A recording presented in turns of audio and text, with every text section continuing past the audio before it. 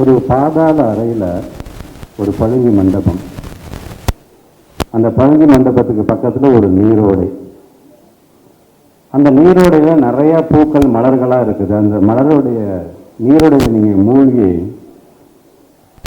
அந்த மலருடைய தண்டை பிடிச்சிக்கிட்டே கீழே உள்ளே போனோம் அப்படின்னா அங்கே ஒரு தங்க மாளிகை இருக்குது. அந்த தங்க மாளிகை உள்ளே போனீங்கன்னா ஒரு தங்க பேழை இருக்குது. அந்த தங்கப்பேழை மேலே பார்த்தீங்கன்னா ஒரு பொன் வண்டு உட்காந்துருக்கு. அந்த பொன் வண்டு மேலே கையை வச்சாதாண்டா தலைமையில் மேலே கையை வைக்க முடியும். அந்த பொன் வண்டு தாண்டா எங்களுடைய சேகர் பாபு என்று சொல்லக்கூடிய அளவிற்கு இதை சொன்னதான் நம்ம முத்தமிழர் கலைஞர். ஒரு இயக்கம் எப்படி இருக்கணும், தொண்டர்கள் எப்படி இருக்காங்கன்னா இந்த மாதிரி போய் என் தொண்டர்கள் கை வச்சாதாண்டா நீ வளர்ந்துக்கிட்டே வர முடியும் என்று சொன்னவர் முத்தமிழர் கலைஞர் அவர்கள். கலைஞருக்கு ரொம்ப பிடிச்ச ஒரு கதை சொல்லுவாங்க. ஒரு உழவன் இருந்தாங்க, ரொம்ப வறண்டு போன நிலம், அவனால் விவசாயம் பண்ண முடியல. வெளியில் வந்து வானத்தை பார்க்குறான், மேகத்தை பார்க்குறான், மேகம் இல்லை. மேகம் இருந்தால் தான் மழை பெய்ய முடியுங்கிற திருப்பி அவன் வீட்டுக்கு போயிட்டான்.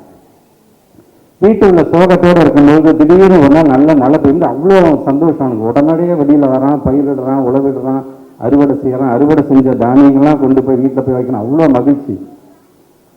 இப்படி மகிழ்ச்சியாக இருக்கும்போது அவன் ஒன்று மறந்துட்டான். அடடா இவ்வளோ மகிழ்ச்சியாக இருக்கும், அந்த மேகத்துக்கு நம்ம நன்றி சொல்ல மறந்துட்டோமே அப்படின்னு வீட்டோடு வேகமாக ஓடி நன்றி சொல்லதுக்காக மேலே பார்க்குறான். அந்த மேகம் தன்னை மழையாக கரைத்து கொண்டு அங்கிருந்து அது மறைந்து போய்விடுகிறது.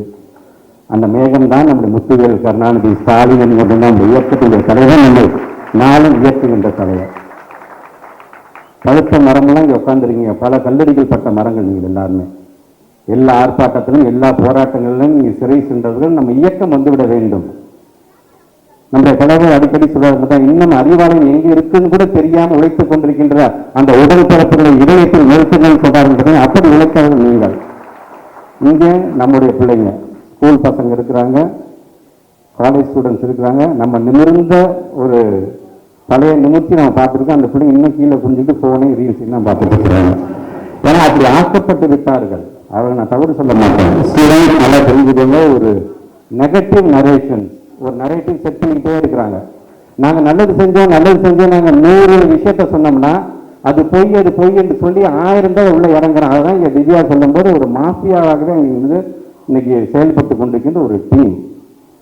அது அப்படிப்பட்ட ஒரு இடத்துல தான் இப்போ தமிழன் பேச நான் சொன்னேன். அப்படின்ட்டு பக்கத்தில் உட்காரும் பொழுது இவ்வளோ நலப்பணிகள் செய்கிறோன்னே நம்மளோட கூட இருந்துட்டு இப்போ திடீர்னு நம்ம விட்டு பிரிஞ்சு போய் நம்மளை பற்றி இப்படிலாம் பேசுகிறாங்கண்ணே, நேற்று கூட ஒரு அமைச்சர் இப்படி பேசிட்டாருன்னு அப்படின்னு ரொம்ப ஒரு வருத்தத்தோடு. அந்த சீரா புராணம் தெரியும் எல்லாத்துக்குமே, உமர் புலவர் எழுதுனே சீரா புராணம். அது ஒரு சின்ன ஒரு நிகழ்வு வரும்.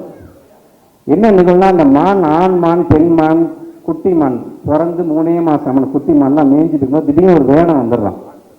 அந்த வேடம் வந்தோன்னா அந்த ஆண் மானு குட்டி மானு ஓடிடுச்சு, பெண்மான் மட்டும் மாட்டிக்கிடுச்சு அந்த வேடன்ட்டா. அந்த வேடன் அதை பிடிச்சா அந்த பெண்மான் கெஞ்சுது, என்னை விட்டுங்கன்னு கெஞ்சுது.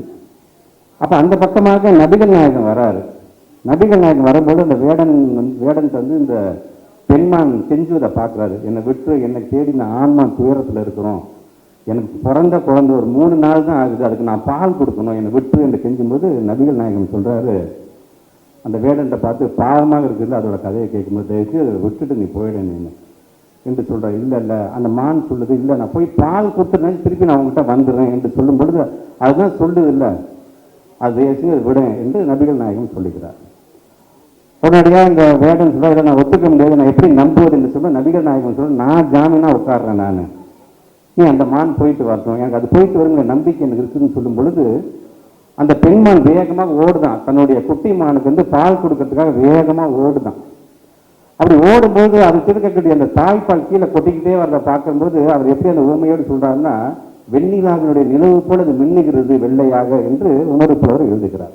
அது போகுது, அந்த குட்டிக்கு பால் கொடுக்குது. பால் கொடுத்த அடுத்த நிமிஷம் அங்கே இருக்க அவங்களுடைய ஃபேமிலி மெம்பர்ஸ்லாம் சொல்லுது, நான் திருப்பி வேடன்கிட்ட நான் போய் ஆகுன்னு சொல்லி அவங்கலாம் சொல்கிறாங்க, போயிடாத, போனால் அந்த வேடன் உன்னை கொண்டு வாங்க, நீ போயிடாத அப்படின்னு சொல்கிறாங்க. அப்போ அது சொல்லுது, சொன்ன வாக்கை காப்பாற்ற முடியலன்னா அதுக்கு ஒரு புலிகிட்ட அடிபட்டு சாவுறதே மேலே, எனக்காக அங்கே நபிகள் நாயகம் அங்கே காத்து கொண்டு இருக்கிறார், நாங்கள் போக வேண்டும் என்று அந்த பெண்மான் வருது. அதை பார்க்கணும், அதனுடைய நாணயத்தை பார்த்துருக்கோம். அந்த வேடன் அந்த பெண்மானை விடுவிச்சு நபிகள் நாயகத் ஐயா அவர்கள் வந்து வணக்கம் சொல்லிட்டு விடைபெறுவதாக உமர் புலவர் சீராபுரணத்தில் எழுதியிருக்கிறார். இன்னைக்கு அந்த உமர் புலவர் இருந்திருந்தார் அப்படின்னா சீராபுரணத்தை எழுதி விட்டு நபிகள் நாயகத்துக்கு என்ன தெரியுமா சொல்லியிருப்பாரு, போயிட்டு வந்துடுறேன்னு சொல்லிட்டு போயிடுவாங்கய்யா, இவங்க நம்பிட்டு நீ ஜாமீன் உட்காந்துடாத, அவங்ககிட்ட வரவே மாட்டாங்க, ஏன்னா இன்றைக்கு அதுக்கு அந்த பதவிகளை அவர் பிரித்து ஆட்டிக்கிறது என்று கன்க்ளூட் பண்ணியிருப்பாரு. நீங்க அவர் என்ன சொல்றாரு அந்த அமைச்சர், திராவிட முன்னேற்ற கழகத்தை 50 வருஷத்துக்கு நாங்கள் தொடச்சி எரிஞ்சிருவோம் என்று சொல்றாரு.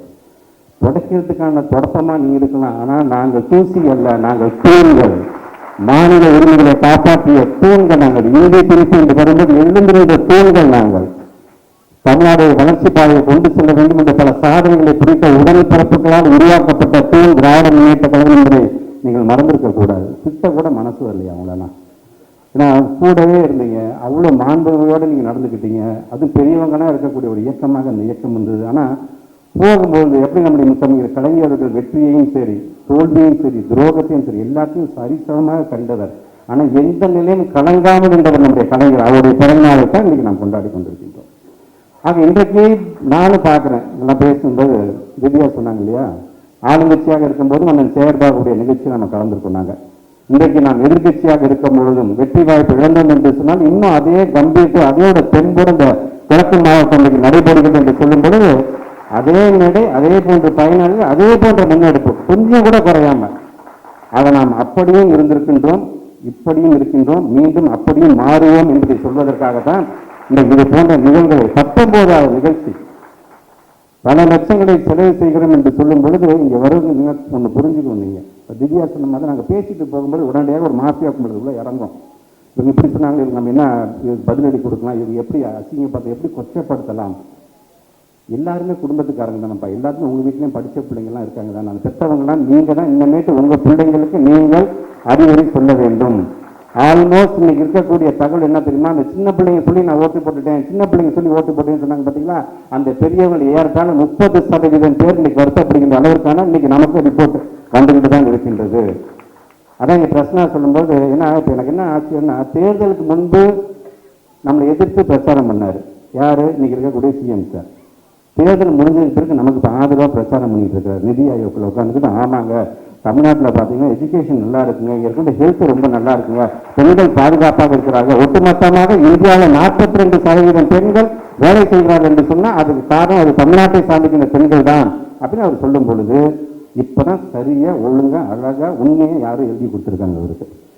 ஆக அப்படிப்பட்ட நம்முடைய சிஎம் சார் இருக்காங்க பார்த்தீங்களா, தேர்தலுக்கு முன்பு ஒன்று பேசுறீங்க, தேர்தலுக்கு பின்பு ஒரு எங்களுடைய சாதனை பற்றி பேசுறீங்க. இப்போ எந்த விஜயை நாங்கள் நம்புவது, நடிகர் விஜயவா அல்லது மாண்புக்கு முதலமைச்சர் விஜயை நாங்கள் நம்புவதா, நீங்கள் தான் சொல்ல வேண்டும். நாங்கள் என்ன சொன்னோம், இப்போ நினச்சி பாருங்க, இப்போ திராவிட மாடல் 2.0 வந்திருந்தா என்ன மாதிரியான டிஸ்கஷன் தலைமை செயலகத்தை ஓடி இருக்கும். அப்போ நம்ம 2000 ரூபா கொடுக்குறோம்னு சொல்லிட்டோம், அது அண்ணா பிறந்த நாள் நம்ம கொடுக்கலாமா அல்லது நம்ம வந்து தலைவருடைய நினைவுகள் அன்னைக்கு கொடுக்கலாமா, அது எண்ணிக்கை கொடுக்கலாம். இன்னைக்கு நம்முடைய தமிழ்நாட்டுடைய முதலமைச்சராக நம்முடைய இயக்கத்தில் இருந்தாலும் தான் இன்னைக்கு டிஸ்கஷன் அப்படி போயிருக்கும். மக்களுக்கு நம்ம இந்த வாக்குறுதி தான் கொடுத்துருக்கோம், எந்தெந்த காலகட்டத்தில் இதுக்கான தொடக்க விழாவை வைக்கலாம், எந்த தலைவர்களை நம்ம அழைத்து இந்த தொடக்க விழா நடத்தலாம், இன்னைக்கு அந்த டிஸ்கஷன் நடந்திருக்கும். ஆனால் இன்னைக்கு அதெல்லாம் விட்டுட்டாங்க அவங்க. நாம என்னென்ன சாதனை நம்ம செஞ்சுட்டு இருக்கிறோமோ அந்த சாதனைகளுக்கெல்லாம் அவங்க ஸ்டிக்கர் வைப்பாங்க. ஏன்னா தெரியும் நம்மளுடைய மாண்பு அமைச்சர், நம்மளுடைய மாண்பு முதலமைச்சரை போட்டு நடிகராக இருந்தபோது நிறைய ரீமேக் படம் தான் நடிப்பார். அதே மாதிரி தான் இன்னைக்கு நாம கொண்டு வந்திருக்கின்ற எல்லா திட்டத்தையும் ரீமேக் மாதிரி அதுக்கான பெயரையும் ஸ்டிக்கரையும் ஒட்டி தன்னுடைய பெயரையும் எடுத்துக்கிறாரு. கேட்டால் 6 மாதம் டைம் தரேன்னு சொன்னீங்களா, கண்டிப்பாக ஒரு நிர்வாகம் என்றால் என்ன தெரிஞ்சுக்கோங்க. ஒரு மானிய கோரிக்கையை நாம் எப்படி பேச வேண்டும் தப்பே கிடையாது. எல்லாரும் நாங்களும் தெரிஞ்சுக்கலாம் வரல, நாங்கள் வந்து கற்றுக்கிட்டோம். 6 மாதம் தயவுசெய்து டைம் எடுத்துக்கோங்க. ஆனால் 6 மாதம் கழித்து தான் நீங்கள் மின்வெட்டை பற்றியே பேசணும். 6 மாதம் கழித்து தான் நீங்கள் வந்து கோயம்புத்தூரில் நடந்து அதுவும் ஒரு 10 வயசு குழந்தைக்கு நடந்த அந்த கொடுமையை பற்றி நீங்கள் பேச வேண்டும். 6 மாதம் கழித்து தான் இங்கேருந்து நம்முடைய முதலீடுகள்லாம் 30,000 கோடி 40,000 கோடி வெளி மாநிலத்தின் போது பார்த்தீங்கன்னா 6 மாதம் வாங்கியே திறக்கக்கூடாது அப்படி தான் எப்படி சார் முடியும்? அது இந்த தமிழ்நாட்டுடைய வளர்ச்சியை கண்ணும் கருத்துமாக அதற்காக உழைத்தவர் என்னுடைய இயக்கத்துடைய தலைவர். அது அப்படியே பாதிலே விட்டுட்டு போக முடியுமா? எங்களுக்கு ஓட்டு போடலைங்கிறதுக்காக இந்த இயக்கத்திற்காக நிற்க வேண்டும், இந்த ஒட்டுமொத்த தமிழ்நாட்டின் வளர்ச்சிக்காக நிற்க வேண்டும் என்று நினைக்கக்கூடியவனா உண்மையான உடன்பரப்பாக என்றைக்குமே இருப்பான். அதை நாங்கள் செய்து கொண்டிருக்கின்றோம். நிர்வாகம் சார்ந்து நீங்க கொடுத்த வாக்குறுதி சார்ந்து 6 மாதம் எடுத்துக்கொள்ளுங்க. 2500 ரூபா தரேன்னு சொன்னீங்க பார்த்தீங்களா எல்லா மகளிருக்கும். இன்னைக்கு கூட நம்ம சேவர்மபன நிகழ்ச்சிக்கு வரதுக்கு முன்னாடி நான் ஃபோனில் பார்க்குறேன், ஒரு செய்தியே வருது. இன்னைக்கு 1000 ரூபா போட்டாச்சாம்பா. ஆக இதை பார்க்கும்போது நமக்கு அவ்வளோ பெருமையாக இருக்கின்றது. அதே நேரத்தில் நாங்கள் என்ன தப்பு செய்யணும், நாங்கள் என்ன தவறு செய்தோம், நாங்கள் செஞ்ச எல்லாத்தையும் பார்த்தீங்க சூப்பர் சார், நல்லா சேருவாங்க, நல்லா பண்ணிட்டாரு, இந்த ஆட்சி ரொம்ப நல்லா பண்ணிச்சு, தலைவர் ரொம்ப நல்லா பண்ணிட்டாரு, சரி அடுத்தது வேறு யாருக்கு வாய்ப்பு கொடுக்கலாம், அவ்வளோ கம்ஃபர்ட் ஜோனுக்கு போயிட்டீங்க நீங்கள். நாம் எப்படி இருந்தோம் அப்படிங்கிறது, நம்ம எப்படி இந்த இயக்கத்தில் இப்படி சுயமரியாதை நான் நடப்போடுறோம் அப்படிங்கிறது இவங்களை பார்த்து தெரிஞ்சுக்கோங்க. இவங்களாம் ஒரு காலத்து எவ்வளோ கஷ்டப்பட்டு இருப்பாங்க அப்படிங்கிறது. எதுக்காக துண்டை மேலே போட்டுட்டு போகிறோம் நம்ம தெம்பா? ஒரு காலத்தில் துண்டோடு மேலே போட்டுருந்தாரு. உங்கள் அப்பாவாக இருந்தாச்சும் உங்கள் தாத்தாவாக இருந்தாச்சும் துண்டோடு மேலே போட்டுருந்தா அப்படி கம்பீரமாக நடந்து பார்க்க முடியாது. அங்கே யாராச்சும் ஒருத்தன் வரான், யாரும் நான் சொன்னால் சொல்ல வேண்டிய அவசியமே உங்களுக்கு தெரியும். வந்தால் அதை எடுத்து இடுப்பில் கட்டிக்கிட்டு கக்கத்தில் வச்சுக்கிட்டு கீழே குனிஞ்சிக்கிட்டு அவங்க முகத்தை கூட பார்க்காம நீங்கள் போக வேண்டும். வயதில் மூத்தவராக இருப்பார் அவர். வயதில் மூத்தவராக ஒரு குப்புசாமி 75 வயசு இருந்தாலும் சின்ன பையன் ஒருத்தன் என்னடா குப்புசாமி எப்படா இருக்கு அப்படின்னு கேட்கக்கூடிய காலம் இருந்தது. அதை மாற்றி காட்டி அவர் யாருன்னு சொன்னால் தந்தை பெரியார் பேரங்க வந்தால் முத்தமிழர் கலைஞர் அவர்கள்.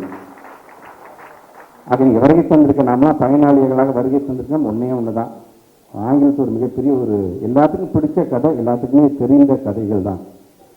அதில் குறிப்பாக பார்த்தீங்கன்னா ஒரு காதலன் தன்னுடைய காதலி சொல்கிறான், உனக்கு என்ன வேணாலும் நான் தெரிஞ்சு தரேன், நான் உனக்கு என்ன வேணும்னு சொல்லு என்று காதலன் கேட்கும்போது அந்த காதலி சொல்லுகிறாள், எனக்கு உன்னுடைய தாயோட இதயம் வேண்டும் என்று சொல்லுகிறார். அவன் உடனடியாக வேகமாக வீட்டுக்கு ஓடி வரான். வீட்டுக்கு ஓடி வந்து அவங்க அம்மாவை பார்த்து அவங்க அம்மா கேட்குறா, சாப்பிட்டியாப்பா, இவ்வளோ கலப்பா ஓடியா, உட்கார்றா சாப்பிட்றா அப்படின்னு சொல்லும்போது கையில் இருக்கிற கத்தியை எடுத்து தன்னுடைய தாயை குத்தி அந்த இதயத்தை எடுத்துக்கொண்டு தன்னுடைய காதலியை பார்த்து ஓடுகிறான். ஓடும்போது தவறி கீழே விழுகிறான். அந்த தாயினுடைய இதயம் கேட்கிறது அவனை பார்த்து, ரொம்ப பலம் அடியாப்பட்டுச்சாப்பா, கொஞ்சம் பார்த்து மெதுவாக போப்பா என்று சொல்லுகிறது. அதுதான் தாய். ஆக அந்த கட்டளைக்கு யார், கவர்ச்சியான கட்டளைக்கு யார் என்பது உங்களுக்கு தெரியும். அவன் யாரை தேடி ஓடி வந்தான் என்று சொன்னால் நம்முடைய இயக்க தலைவர் முத்துவேல் கருணாநிதி ஸ்டாலின் என்ற தாயை நோக்கி ஓடி வரும்போது, சாப்பிட்டியாப்பா, வயிறார சாப்பிட்டியாப்பான்னு கேட்கிற வார்த்தை எது தெரியுமா? திராவிட மாடல் அரசாங்கத்தால் கொண்டு வந்த ஒவ்வொரு திட்டங்களும் தான். அவருடைய இதயத்தை குத்தி கிழித்து அந்த இதயத்தை எடுக்கிறது எது தெரியுமா? தேர்தல் ரிசல்ட்டு. அந்த தேர்தல் ரிசல்ட்டோட அத்தாரா அந்த கவர்ச்சியான கட்டளையை பார்க்க நான் ஓடுறேன்னு சந்தோஷமா ரொம்ப தடுக்கி விழுகும்போது அந்த இதயம் கேட்கறது தான், பலம் அடி பலமாக பட்டுருச்சு, அப்பா பார்த்து போப்பான்னு சொல்லிச்சு. பார்த்தீங்களா, அதுதான் எங்களுடைய முத்துவேல் கருணாநிதி ஸ்டாலின் அவர்கள். உங்களுக்காக நாங்கள் குரல் கொடுக்கும்போது ஆளுங்கட்சி சாமி வந்து ஒன்று சொன்னாங்க, ஏன்ப்பா கதறீங்க, தோத்து போனதுக்கப்புறம் கதறாங்கப்பா, அலறாங்கப்பா அப்படின்னு சொல்றீங்க. உன்னை நல்லா தெரிஞ்சுக்கோ, உன் வீடு பத்தி எறியும் போது நீ கதறதை காட்டிலும் எங்களுடைய உடன்பிறப்புகள் எங்களுடைய இயக்கத்துடைய தலைவராயா உனக்காக கதறாரு. அது உனக்காக கதறப்படுகிற தவிர நாங்கள் பல வெற்றிகளையும் பல தோல்விகளையும் பார்ப்போம். எங்களை மாதிரி வெற்றி பெற்றதும் கிடையாது, எங்களை மாதிரி தோல்வி அடைஞ்சுக்கிறாங்க. மீண்டும் மீண்டும் வந்து கொண்டே இருக்கும். எதற்காக தெரியுமா? இந்த மாதிரி காமெடியான அரசாங்கம் 5 வருஷம் வந்திருப்பாங்க, மீண்டும் அதை தட்டி தூசி தட்டி அதை மீண்டும் அதை உயர்த்துவதற்கான இயக்கம் உண்டு என்று சொன்னால் அது திராவிட முன்னேற்ற கழகம் என்பது அனைவரும் இன்னைக்கு ஒற்றுக்கொண்ட இயக்கம் எங்களுடைய இயக்கம். ஆக அந்த விதத்தில் தான் இன்றைக்கு தொடர்ந்து நம்முடைய தமிழ்நாட்டு முதலமைச்சர் 8000 ரூபா கூப்பன் தரேன்னு சொன்னார். பெண்கள்லாம் சொந்த காலில் நிற்க வேண்டும், 8000 ரூபா கூப்பன் தரேன்னாரு. ஆனால் இன்னைக்கு சேலம் மாவட்டத்தில் 50 பெண்கள் சீரழித்து 8000 வீடியோவை போட்டுட்டு இருக்கிறான் ஒருத்தன், அதுவும் பிடிகேக்காரனாக இருக்கிறான். அதை தயவுசு தட்டி கேளுங்கள். நீங்கள் மாம சீர் கொடுக்கறதுனா ஒரு பக்கம் இருக்கக்கூடாது, எப்போ கொடுக்கணும்னு தெரியாது. ஆனால் இன்னைக்கு உங்களுடைய இயக்கத்தை சார்ந்தவர்களால் சீரழிக்கப்படுகிற பெண்கள்லாம் அதற்கெல்லாம் ஒரு தயவு செஞ்சு ஒரு நல்ல ஒரு நீதியை, ஒரு தண்டனை நீங்கள் பெற்றுத்தர வேண்டும் என்பதை நான் சிஎம் சாருக்கு நினைக்கக்கூடிய ஒரு வேண்டுகோள். அது இப்படி உங்களுக்காக வந்து சிங்கப்பெண் படையெல்லாம் நீங்கள் கொண்டு வரீங்க, ரொம்ப சந்தோஷம். ஆனால் யார் கொண்டு வந்தது? பிங்க் பேக்டோ விதத்தில் ஏற்கனவே நம்ம கொண்டு வந்தது தான். மீண்டும் அதை பேரை மாற்றி நீங்கள் கொண்டு போய் இன்றைக்கி அந்த சிங்கப்பெண்கள் படையை சார்ந்திருக்கின்ற பெண்காவலர்களுக்கு நீங்கள் பாதுகாப்பு இல்லாத ஒரு மாநிலமாக நீங்கள் மாறிட்டு இருக்கிறது என்பது எங்களுக்கு வருத்தமாக இருக்கின்றது. நல்லா தெரிஞ்சுக்கோங்க, தமிழ்நாட்டில் இருக்கும்போது நமக்கு இந்த வருத்தம் தான் தெரியாது. நீங்கள் அடுத்த ஸ்டேட்டுக்கு போக என்னென்ன ஒரு ஸ்டேட்டில் தான் நடக்கிறாங்களான்னு கேட்கும்போது தான் நம்ம வெற்றி தலைப்பணிய வேண்டிய ஒரு சூழ்நிலை வரும். அது போன்ற சூழ்நிலை வச்சு நம்முடைய மாநிலத்துக்கு நீங்கள் உருவாக்கி தந்துடக்கூடாது என்பதுதான் நான் சிஎம் சாருக்கு நான் வைக்கக்கூடிய ஒரு மிகப்பெரிய ஒரு வேண்டுகோள். அதுவும் இப்போ ஸ்கூலில் பார்த்தீங்கன்னா நீங்கள் உள்ள நுழைஞ்சு அவங்க அடிக்கக்கூடிய அட்ராசிட்டி போன உடனே கேட்குற முதல் கேள்வி, விஜய் சார் படத்தை பார்த்துருக்கீங்களா, தளபதி படத்தை பார்த்து என்ன படம் கடைசியாக பார்த்தீங்க அப்படின்னு உள்ள பூண்டு கேட்குறாங்க. கேட்கக்கூடிய கேள்வியாது. ஒரு மருத்துவமனைக்கு போனால் அங்கே இருக்கக்கூடிய ஃபெசிலிட்டிஸ் என்ன, இன்ஃப்ராஸ்ட்ரக்சர் என்னன்னு பார்க்க மாட்டாங்க. இப்படியே சுற்றி செவரை பார்த்துட்டு எங்கே விஜய் சார் ஃபோட்டோவே காணும், முதல்ல அதை மாட்டுக்குன்னு சொல்லிட்டு போகிறேங்க சார், இங்கே இந்த இன்ஃப்ராஸ்ட்ரக்சர் திரைப்படமாக இருந்தால் முதல்ல விஜய் சார் ஃபோட்டோ மாட்டுங்க, அதுக்கப்புறம் போன என்று போகிறார்கள். அவங்க இஷ்டத்துக்கு தகுந்தாப்போ இன்ஸ்பெக்ஷன் செஞ்சால் போதும், அது ரீல்ஸில் போட்டால் போதும், நம்ம ரொம்ப ஆக்டிவாக இருக்கிறோம் என்று நினைத்து கொண்டிருக்கின்றார்கள். நீ ஆக்டிவாக இருக்கணும்னு யாராச்சும் பார்த்து நீ தெரிஞ்சுக்கணும். இங்கே உட்காந்துருக்காரு பற்றியா சேகர்பாபு, இந்த அண்ணன் சேகர்பாபுகளை பார்த்து ஆளுங்கட்சியாக இருக்கும்போது நம்ம எப்படி ஆக்டிவாக இருக்க வேண்டும், எதிர்கட்சியாக இருக்கும்போது நம்ம எப்படி செயல்பட வேண்டும் என்பதை பார்த்து தெரிந்து கொள்ளுங்கள் நீங்கள். அது இப்படி ஒவ்வொரு இயக்கத்தை சார்ந்திருக்கின்ற நம்முடைய தோழர்களுக்காக நான் சொல்லிக் கொடுக்க ஒன்றே ஒன்றுதான். நாம என்னைக்குமே திராவிட முன்னேற்ற கழகம் என்கின்ற ஒரு பெருமை வாய்ந்த 75 ஆண்டு காலம் பழமை வாய்ந்த ஒரு இயக்கத்துக்கு சொந்தக்காரர்கள். நம்மால் இந்த இயக்கம் என்கிற விதத்தில் நாம் நம்முடைய உழைப்பை மட்டும் நிறுத்திவிடாமல் இந்த மக்களுக்காக நாம் குரல் கொடுத்து கொண்டே இருப்போம். நம்முடைய இயக்கத்திலையும் நம்முடைய இளந்தலைவரும் நமக்கு என்ன கட்டளையிடுகிறார்களோ அதை பின்பற்றி மீண்டும் வருவோம் என்று சொல்லி உங்கள் அனைவருக்கும் மீண்டும் ஒரு முறை என்னுடைய வாழ்த்துக்களையும் பாராட்டுகளையும் தெரிவித்து இந்த உரையை நிறைவு செய்கிறேன். நன்றி, வணக்கம்.